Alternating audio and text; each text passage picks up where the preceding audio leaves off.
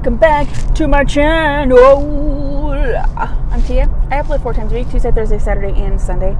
I do mostly synthetic wig related content here. We are multicultural and we're inclusive. So if you haven't subscribed, do it, okay?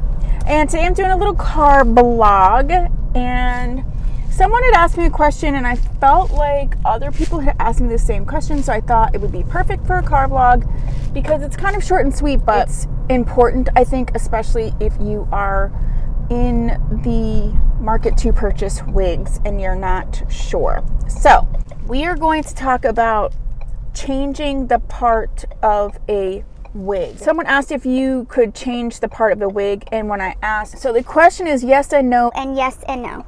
There's different types of part. If a part is a free parting, then yes, you can change it. You can also be referred to as monofilament parting. That is when there's an area of lace. So like if it's 4x4, there'd be lace from here to here and then here to here. So then you could part in that 4x4 area. You can get like 13x6. They have full lace ones where you can part them. Those are pretty expensive. But when something is termed a monofilament or free parting, then it kind of just means that you can part it any way you want. It's supposed to mimic your bio hair a little bit more. So that, yes, you can change the part on. If a wig has a fixed part, which means if when you put it on and the ear tabs are in place, it's in a specific place, whether it's center, left, right. Technically, no, you cannot change that because the part is where the lace is. So if there's only lace in the center part or here or wherever the lace is in the parting area, then that's where you can, you can't shift it.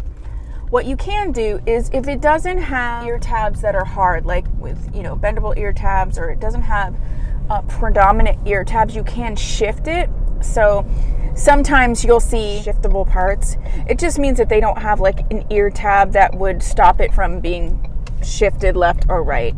The other option you would have is to do sort of the flip over method, which means like say it's a center part, you could pull the hair from here and sort of pull it over top of the part so it would appear as if the part is onto one side.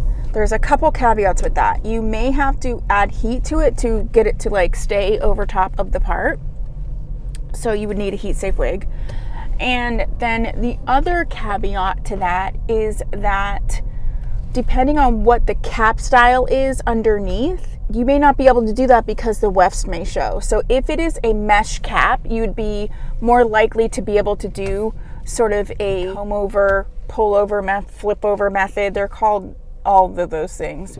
You're more likely to be able to do that as opposed to if it's wefted, because if it's a wefted, it's an open cap, which is awesome because some people don't like wefted caps. I do. It's a little bit more breathable. It's just going to give you a little bit more air and things. When it's wefted, then if you're flipping it over and moving the part, you can show the wefts. So that's why I say yes, no, yes, and no. I just wanted to do that quick video because someone recently asked it, and then I know that it comes up quite often, and I don't know that I've specifically addressed that. So I wanted to address it. Okay? All right. If you haven't subscribed, please consider doing so. If you have, thank you so much. I will see you in my next video. Bye!